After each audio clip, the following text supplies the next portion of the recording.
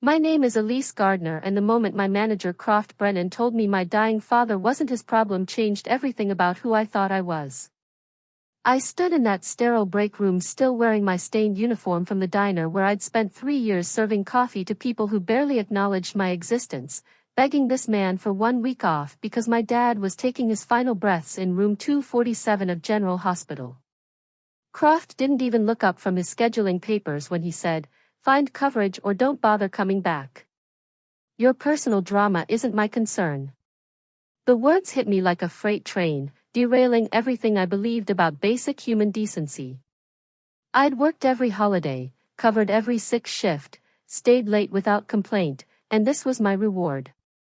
My father, the quiet man who raised me alone after my mother abandoned us when I was 7, was dying, and this creature wearing a cheap tie was more concerned about weekend lunch rush coverage than my heart breaking into a million pieces. Before I tell you what happened next, could you please take a few seconds to tell me if you've ever had someone dismiss the most important moment of your life like it meant absolutely nothing? Because what I discovered about my father and what I did to that manager will change how you think about revenge forever. You need to hear this story until the very end. And also, like, subscribe, and click the bell icon because this gets so much more twisted than you could ever imagine. I walked out of that diner without saying another word. Croft's voice followed me through the kitchen, shouting about how I'd never work in this town again, how he'd make sure everyone knew I was unreliable.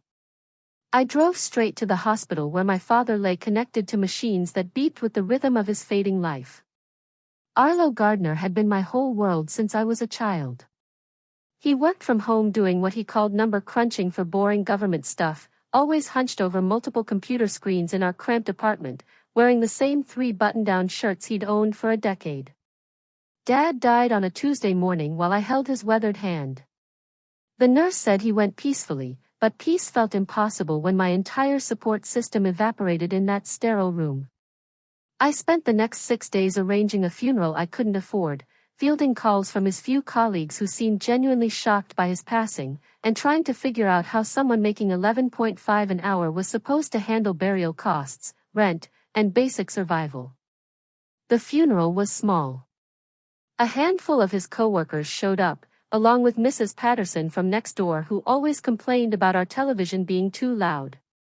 But there were also 3 men in expensive suits who stood at the back of the chapel, never introducing themselves, just watching with the kind of intensity that made my skin crawl. When I approached them after the service, they simply nodded respectfully and left without explanation. Returning to work the following Monday felt like stepping back into a nightmare I'd temporarily escaped. The diner looked exactly the same, smelled the same, sounded the same. Croft stood behind the counter, that perpetual sneer painted across his face like he'd been born wearing it. The other waitresses, Penny and Rue, gave me sympathetic looks but kept their distance. Everyone knew what had happened, and everyone knew better than to cross Croft. I tied my apron around my waist and grabbed my order pad, expecting the usual morning rush of construction workers and office people grabbing coffee before their real lives began. But something felt different. The kitchen staff kept glancing toward the front entrance, and Penny kept checking her phone with worried expressions. Then I saw him. A man in a tailored navy suit stood by the host station, scanning the dining room with the focused attention of someone conducting surveillance. He wasn't here for pancakes or coffee. His presence commanded attention in a way that made conversations pause and customers turn in their chairs. When his gaze landed on me, recognition flickered across his features. Elise Gardner, his voice carried authority that made my name sound important for the first time in years. I nodded, suddenly aware of how ridiculous I must look in my polyester uniform with its grease stains and frayed edges. My name is Director Hayes with the Treasury Financial Crimes Division. We need to talk. The words hit me like lightning. Treasury. Financial Crimes Division. Government authority. The kind of serious business that had nothing to do with diner waitresses or people like me. Croft materialized beside us with that oily smile he reserved for customers he thought might complain to corporate. Is there a problem here? Because Elise just lost her father and she's been a bit emotional lately. Director Hayes fixed Croft with a stare that could have frozen boiling water. Actually, there's no problem at all. Miss Gardner, could we speak privately? I untied my apron and followed him outside, leaving Croft standing there with his mouth hanging open like a fish gasping for air.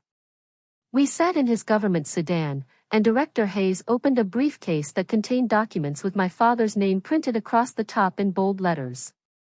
Your father was one of our most valuable forensic accountants, he began, and I felt my understanding of reality start to crumble. For 15 years, Arlo conducted covert audits of major corporations suspected of tax evasion. His work was so thorough, so methodical, that we built our entire prosecution strategy around his findings. I stared at the documents, seeing my father's name attached to case files involving millions of dollars. This quiet man who wore the same 3 shirts and ate peanut butter sandwiches for lunch every day had been living a completely different life than the one I knew. The company you work for, Director Hayes continued, pointing toward the diner, was his final assignment. Hartwell Food Services has been systematically evading federal taxes for 8 years. Your father documented everything: shell companies, offshore accounts, falsified employee records, tip theft, wage manipulation. The evidence he compiled could put the executives in federal prison for decades. My world tilted sideways. I'd been serving coffee to criminals who were stealing from their own workers while my father secretly built the case that would destroy them. But here's our problem, Director Hayes said, his expression growing grave. Your father was paranoid about digital security. He encrypted all his findings and stored them in cryptocurrency wallets with access keys that only he knew. We've been searching his apartment, his computers, everything, and we can't find those keys anywhere. What does that mean? It means 8 years of evidence just disappeared when your father died. Unless, he studied my face carefully, unless he left you some way to access those files. I thought about Dad's desk at home, still exactly as he'd left it, stacks of notebooks filled with numbers and codes that looked like gibberish, USB drives labeled with dates and random letters, a safe hidden behind his bedroom dresser that I'd never opened because I didn't know the combination. He might have, I said slowly. Director Hayes leaned forward. Miss Gardner, those files contain evidence of tax evasion totaling $47 million. If we can recover them, your father's work will take down one of the largest corporate fraud schemes we've ever investigated.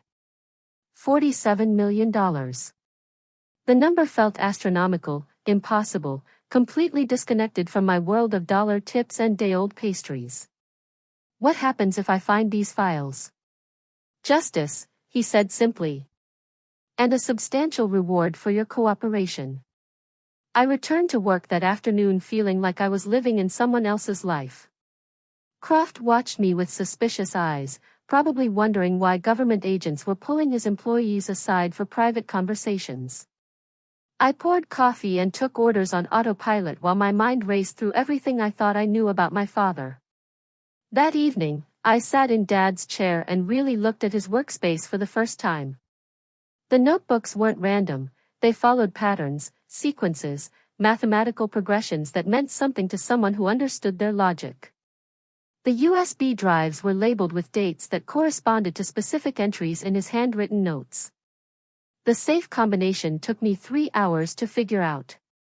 Dad always said I was the smartest person he knew, and apparently he'd hidden the answer in plain sight: his birthday, my birthday, and the date my mother left us, arranged in the order they'd shaped our lives together. Inside the safe, I found a single envelope with my name written in his careful handwriting. The letter inside contained 24 alphanumeric sequences, each labeled with a company name. Hartwell Food Services was number 17 on the list. The next morning, I dressed for work knowing everything was about to change, but first I needed to understand exactly who I was dealing with and how deep this conspiracy went. I started paying attention to details I'd previously ignored: Croft's expensive watch despite the diner's supposedly struggling finances, the way he processed cash tips that never made it onto official records, the mysterious late-night meetings he held in the office with men who definitely weren't food suppliers. Penny mentioned that her overtime hours never appeared on her pay stubs. Rue complained about health insurance deductions that never resulted in actual coverage. The kitchen staff worked split shifts to avoid full-time benefits, but somehow the scheduling always guaranteed they'd work just enough hours to be considered part-time.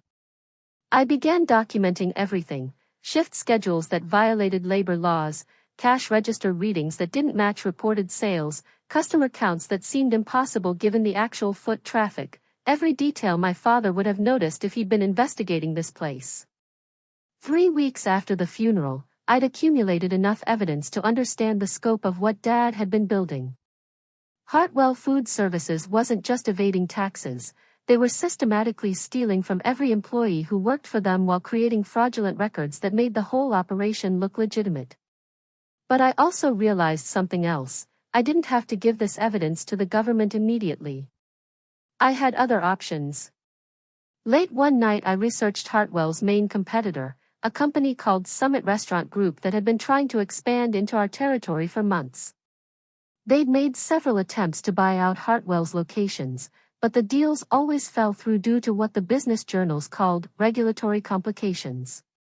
I wondered what those complications might be worth to someone who could eliminate them permanently.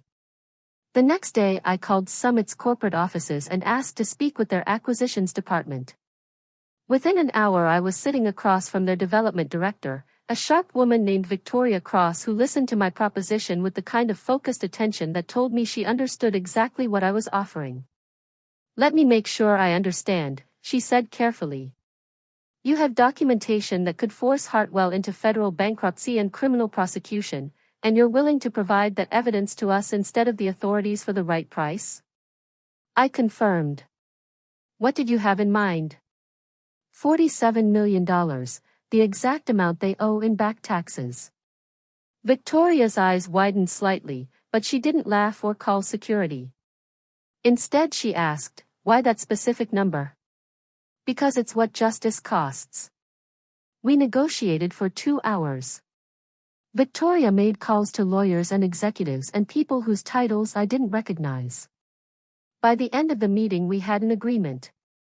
Summit would pay me $47 million for exclusive access to my father's evidence, with the understanding that they would handle the legal proceedings in whatever way served their business interests. The contract took a week to finalize. During that time I continued working at the diner, watching Croft abuse his employees and steal their wages while having no idea that his entire world was about to crumble. I thought about my father every day, wondering if he would approve of what I was planning. He'd spent 15 years building airtight cases for the government, believing in official justice and legal procedures. But official justice hadn't helped him when he was dying alone while his daughter begged for basic human compassion from a man who saw people as disposable. The day the payment cleared in my account, I walked into the diner for my final shift. Croft stood behind the register counting cash drawer receipts with his usual scowl, probably calculating how much he could skim without anyone noticing. I approached him with a single piece of paper in my hand. "Croft, I need to give you something." He looked up with irritation. "Make it quick. We're busy." I placed the document on the counter between us. It was Summit Restaurant Group's payment receipt, clearly showing a $47 million transaction for acquisition of regulatory compliance documentation regarding Hartwell Food Services tax obligations. Croft stared at the paper for a long moment, his expression shifting from confusion to understanding to absolute horror. "What is this?" he whispered. "That's the receipt for selling your company to your biggest competitor," I said calmly. "They bought all the evidence my father compiled about your tax evasion, wage theft, and fraud operations. Tomorrow morning they'll present everything to federal prosecutors and offer to cooperate fully with the investigation in exchange for immunity." Croft's face went completely white. "Your father was a forensic accountant for the Treasury Department who spent 2 years documenting every crime you've committed. The government lost his files when he died, but I found them, and I sold them to Summit for exactly the amount you owe in back taxes." The paper trembled in Croft's hands as the full implications hit him. Not only was his company about to face federal prosecution, but their main competitor now owned all the evidence and could control the timing and scope of the legal proceedings to maximize their own business advantage. "You killed us," he breathed, finally understanding the magnitude of what I'd orchestrated.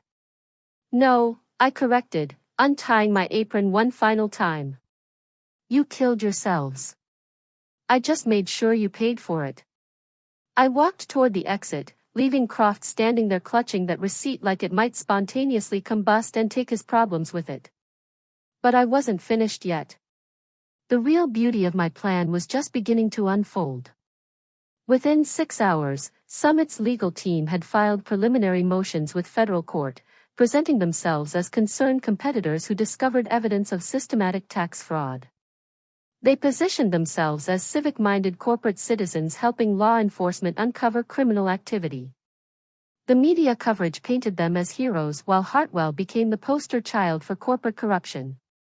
By Wednesday, federal agents were conducting raids on all 17 Hartwell locations. They seized computers, financial records, and arrested 3 executives, including the regional manager who'd been Croft's direct supervisor. The man who taught Croft how to manipulate employee schedules and skim cash receipts was now facing 20 years in federal prison. But the most beautiful part was watching Croft realize that his personal liability extended far beyond losing his job. As the on-site manager who'd implemented the fraudulent practices, who'd signed the false tax documents, who'd personally stolen thousands of dollars in employee tips, he was individually responsible for felony charges that could destroy his life completely. I spent that week visiting every former Hartwell employee I could find. Penny was working double shifts at a truck stop trying to support her 2 kids after losing her health insurance when Hartwell closed. Rue had moved back in with her parents because she couldn't afford rent without the job she'd worked for 4 years. The kitchen staff were scrambling to find new positions that would hire people without warning notices or references. Meanwhile, I was quietly planning the next phase of my revenge. The $47 million sat in my account like a weapon waiting to be deployed. I could have disappeared, bought a house somewhere warm, lived comfortably for the rest of my life without ever thinking about Croft or Hartwell or any of the people who'd been casualties in this corporate war. Instead, I did something that would have made my father proud. I established the Arlo Gardner Foundation for Workers' Rights, a legal advocacy organization dedicated to helping service industry employees fight wage theft, harassment, and labor violations. Our first action was hiring every displaced Hartwell worker at salaries that reflected their actual value rather than what desperate people would accept. Penny became our operations coordinator, making more money than she'd ever imagined possible while helping other single mothers navigate employment law. Rue headed our documentation department, teaching workers how to record evidence of workplace violations. The kitchen staff formed our field investigation team, going undercover at restaurants and retail locations where employees reported suspicious practices. Within 3 months, we'd filed successful lawsuits against 12 companies in our area, recovering over $2 million in stolen wages and unpaid overtime. Workers started calling us when they faced retaliation for reporting safety violations or harassment. We became the organization that employers feared and employees trusted. But my personal attention remained focused on Croft. His legal troubles multiplied like bacteria in standing water: federal charges for tax evasion and wire fraud, state charges for wage theft and labor violations, civil lawsuits from former employees seeking damages for stolen tips and unpaid overtime. The legal fees alone were devastating him financially, and that was before any judgments or settlements.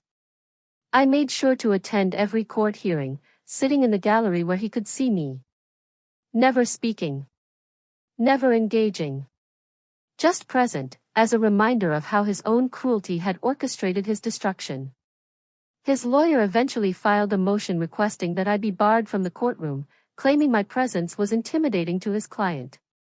The judge denied the motion, noting that public trials were exactly that, public. As the criminal case progressed, more details emerged about the scope of Hartwell's fraud. They'd been operating shell companies and tax havens, falsifying employee records to avoid paying benefits, and systematically stealing from workers who had no resources to fight back. The investigation revealed that over 2,000 employees had been affected across all their locations. But the government's case relied entirely on my father's evidence, which meant I became a key witness in the prosecution every time I testified. I made sure to mention how Croft had refused my emergency leave request when my father was dying, how he'd threatened to fire me for prioritizing family over corporate profits.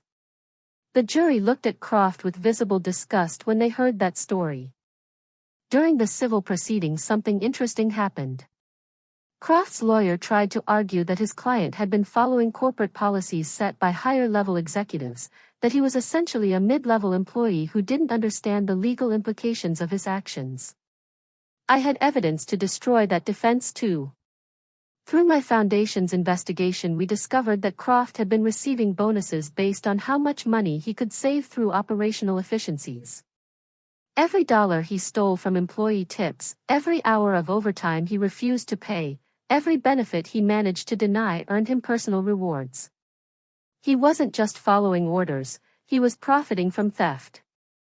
The prosecutor presented this evidence during the penalty phase, showing that Croft had received over $60,000 in bonuses for systematically stealing from workers who earned minimum wage. The judge called it particularly egregious and sentenced him to 8 years in federal prison, followed by 5 years of supervised probation. But prison was just the beginning of his consequences. The civil judgments totaled over $300,000, which effectively bankrupted him. His house was foreclosed, his car repossessed, his retirement savings seized to pay court-ordered restitution. His wife left him before the trial ended, taking their children to another state where they could start over without the shame of his notoriety. 6 months after his sentencing, I received a letter from Croft written in the careful handwriting of someone with too much time to think. It was partly confession, partly justification, and partly plea for forgiveness. He wrote about growing up poor, about feeling powerless in his own life, about how having authority over employees had made him feel important for the first time. He admitted that refusing my emergency leave had been pure spite, that he'd wanted to hurt someone the way he felt hurt by his own circumstances. The letter ended with him asking if I thought he deserved what had happened to him. I never responded. Instead, I focused on expanding the foundation's work. We opened offices in 3 neighboring states, hired employment lawyers who specialized in corporate fraud, and developed training programs that taught workers how to recognize and document violations. We partnered with investigative journalists who exposed companies that thought they could abuse employees without consequences. 2 years after Hartwell's collapse, we'd recovered over $15 million in stolen wages for workers across the region. Companies started changing their practices just to avoid being investigated by us. The mere mention of the Arlo Gardner Foundation was enough to make corporate executives review their employment policies. But the most satisfying moment came when Summit Restaurant Group contacted me about a potential problem. They'd acquired several Hartwell locations and discovered that some of the former managers had implemented similar fraudulent practices at their new jobs. These managers, trained by Croft and his superiors, were apparently incapable of operating honestly even when working for different companies. "We want to make sure our operations are completely clean," Victoria Cross explained during our meeting. "Could your foundation conduct a comprehensive audit of our employment practices?" I agreed, but with conditions. Any violations we discovered would be reported to authorities regardless of Summit's preferences, any affected employees would receive full restitution plus damages, and Summit would implement ongoing monitoring systems to prevent future violations. Victoria accepted immediately. She understood that spending money on compliance was infinitely cheaper than facing the kind of destruction that had consumed Hartwell. During our audit, we found minor violations at 3 locations, all connected to former Hartwell managers who apparently couldn't break their habits of skimming tips and manipulating schedules. Summit fired them immediately and paid over $200,000 in restitution to affected workers. But they also did something unexpected. Victoria offered to fund an expansion of our foundation's work, providing resources to investigate corporate fraud nationwide. She wanted Summit to be publicly associated with workers' rights advocacy, to demonstrate that ethical business practices were profitable business practices. I accepted her proposal but insisted that our investigations would remain completely independent. We would pursue any company where we found evidence of violations, including Summit if they ever betrayed their commitment to fair employment. 3 years after my father's death, the Arlo Gardner Foundation had become one of the most feared advocacy organizations in the country. We'd recovered over $50 million for workers, shut down dozens of fraudulent operations, and sent 23 executives to prison. I often thought about what Dad would say if he could see what his quiet, methodical work had ultimately accomplished.